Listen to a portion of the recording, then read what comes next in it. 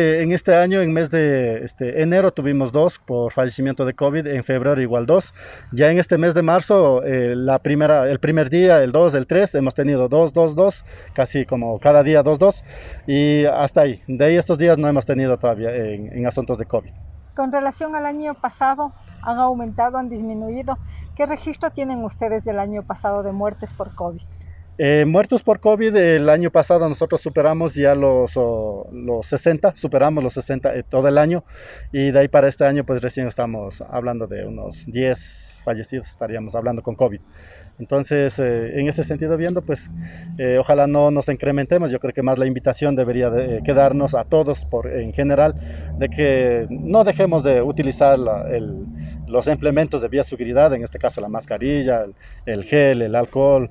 Deberemos de utilizar el 100% para que de esta forma, ahí tengo entendido que hay bastantes personas que todavía están en el hospital, ojalá se puedan curar, y ese es el anhelo que toda la familia tenemos, ¿no? Porque es un momento difícil que este COVID está atacando a todos, y lleva a los seres queridos así de repente. Y hay muchas personas que mueren tal vez por otras causas de fallecimiento, pero yo creo que por irresponsabilidad de nosotros, por no cuidarnos, infectar a nuestros padres, madres, abuelos, yo creo que esa sería responsabilidad de nosotros. Eso más bien en tema general, invitarles a que todos nos cuidemos. Las edades de los fallecidos, ¿cuál es el promedio? El promedio de la edad de los fallecidos estamos entre de los 45 a 55, 58 años. Ujú. Bueno, en este cementerio, ¿solo indígenas han sido enterrados o de pronto también hay mestizos? Como el conocimiento también es de todos, la organización ya no es solo de indígenas. En este caso abarcamos a las comunidades donde ya viven mestizos.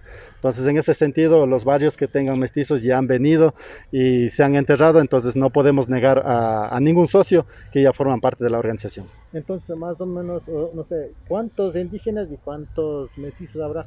Claro. Hablando en porcentaje, siempre el indígena siempre gana, ¿no? Un 97% de indígenas y el 3% puede ser de mestizos.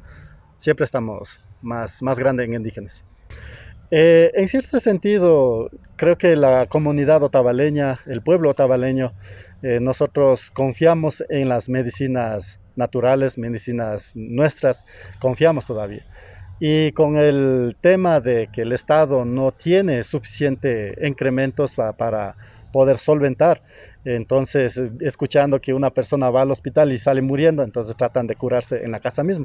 Tengo entendido algunos amigos en la casa tratan de curarse y se han salvado, más bien en los hospitales, tal vez por falta de oxígeno, por falta de atención, no han podido regresar a sus hogares. Entonces, en ese sentido, pues de mi parte, siempre en todo espacio, siempre hay la burocracia, siempre manejan ese tema, y siempre es para los familiares, para los amigos, los más allegados, y eso estoy hablando a nivel general, a nivel nacional, ¿no? Entonces, más bien en eso creo que debemos de cuidarnos. Esa es la invitación general.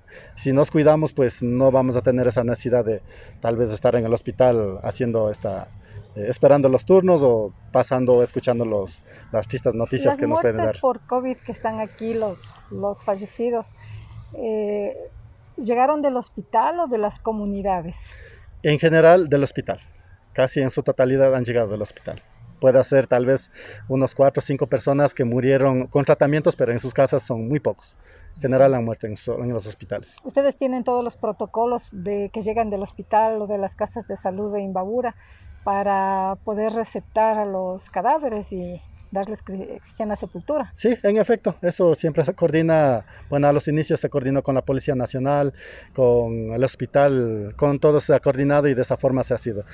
Siempre revisamos los documentos. Hoy por hoy, cuando son por COVID, siempre estamos tratando de enterrarles debajo de la tierra, y cuando son por muertes naturales, pues obviamente los que tienen bóveda, en bóveda. Entonces hemos permitido, de esa forma hemos cuidado para que tal vez el contagio no quede en la bóveda, porque las bóvedas son un poco más fácil de salir del aire o cualquier cosa.